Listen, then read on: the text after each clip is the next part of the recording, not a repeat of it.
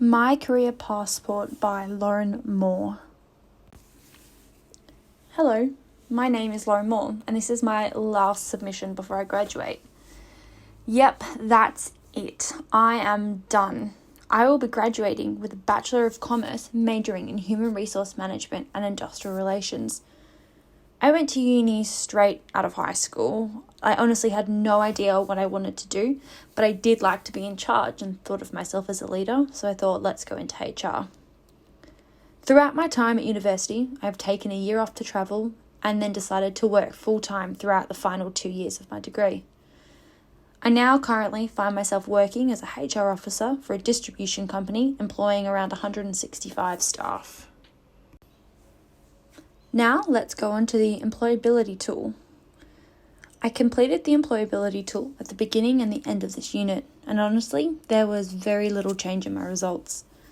I've been very focused and driven in my career plan and trying to maximise my employment potentials throughout the past 2 years, and so my results came back high. My results came back that I tested very highly in my basic literacy, occupational literacy, personal and critical literacy, and I tested highest in my ethical, cultural, and social literacy. These all indicate a large focus on myself, a large focus on improving myself within. This may be with my degree, how I respond, or how I think about my future. However, this shows my weaknesses lie when we add other people to the equation. I tested lowest in my emotional literacy and rhetorical literacy. I realised that I need to improve on my problem-solving techniques and my ability to read other people's body language and really listen to what they are saying to me.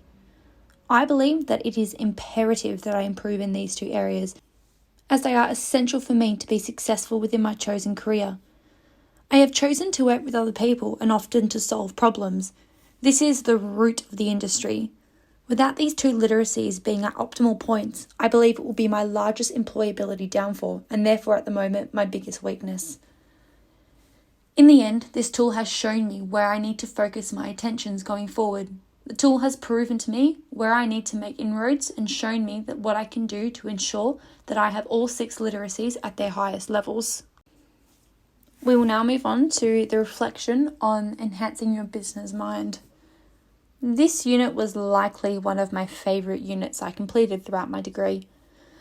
I found the content and assessments to be interesting and extremely thought-provoking. The way this unit made me think was different to most. The self-reflection and self-analysis I found to be exciting to complete and really showed me my strengths and weaknesses. The unit and activities we completed showed me the complexities of my own thinking, which no other unit has shown me. The assessments in this unit were not a bore to complete. Often assessments revolve around researching, then writing an essay. The assessments in enhancing your business mind are often done then and there, keeping you on your toes and thinking fast, just like you will need to in the real world. Class reflections force that inward self-analysis, and the elevator pitches force you to think quick, be professional, and trust your instincts, honed throughout the degree. Lastly, this assignment. I am reflecting on myself, my time at university, and my career plan for myself. Not just researching a topic and submitting the assignment. The consistent theme of self-analysis is rounding off our time at university to ensure we are well-rounded graduates. However, I do feel this unit has one downfall. I find this assignment to be very presumptuous. This assignment requires me to post to a public platform and encourages me to show my face in this presentation. I personally do not feel comfortable with this, hence why I've decided not to do so. But some students may feel they need this to pass and do it anyway, even though they feel uncomfortable about it. I have decided that I do not need to show my face to show my confidence and that I am strong enough within myself to say no to this requirement. The reflection on my time at Curtin. My time at Curtin has been conflicting and different to most.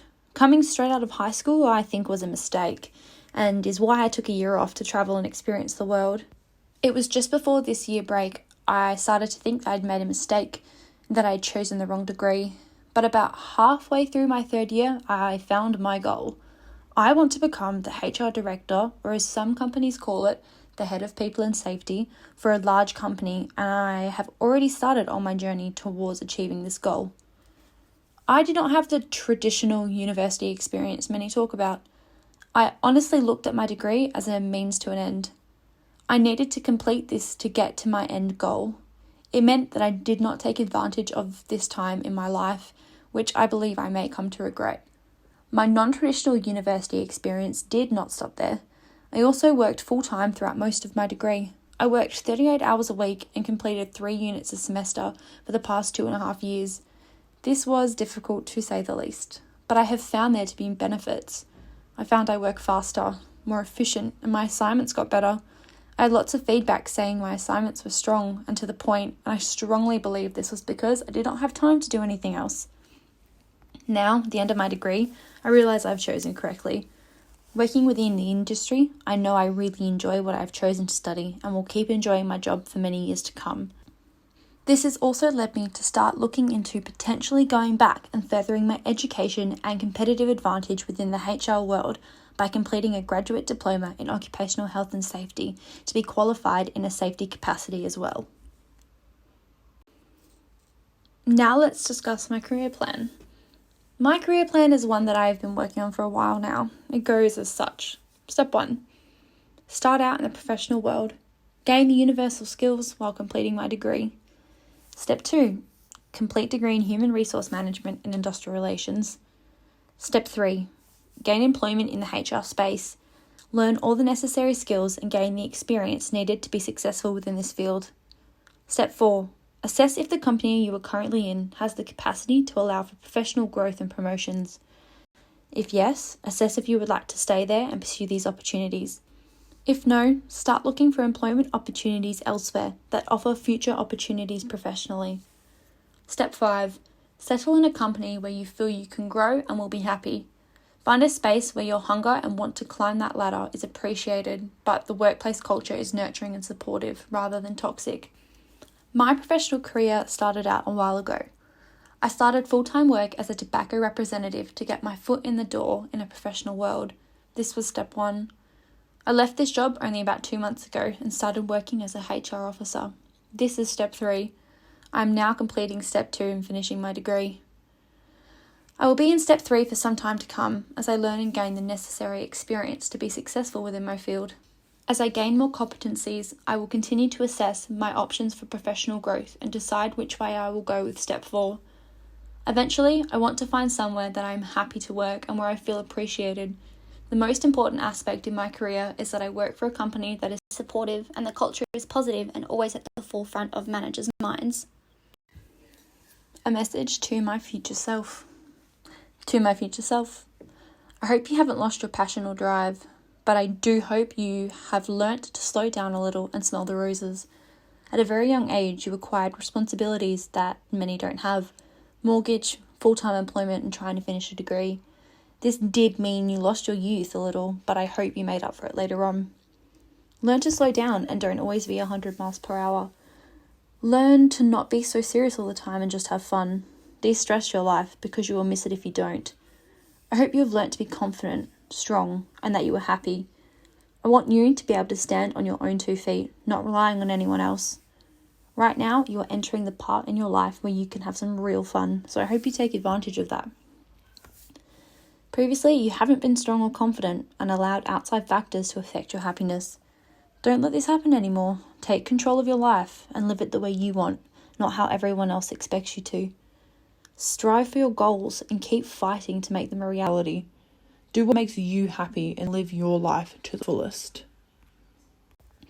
In conclusion, I know I am a strong and driven person who has embarked on her career within the HR industry already. I know what I want and I know how to get there. My time at Curtin University has been one that I've learnt so much, both in an educational and professional sense. I am grateful for the time I've spent here and grateful for the lessons I've learnt. But now I am looking ahead. I'm looking towards my future and what goals I will achieve in the years to come.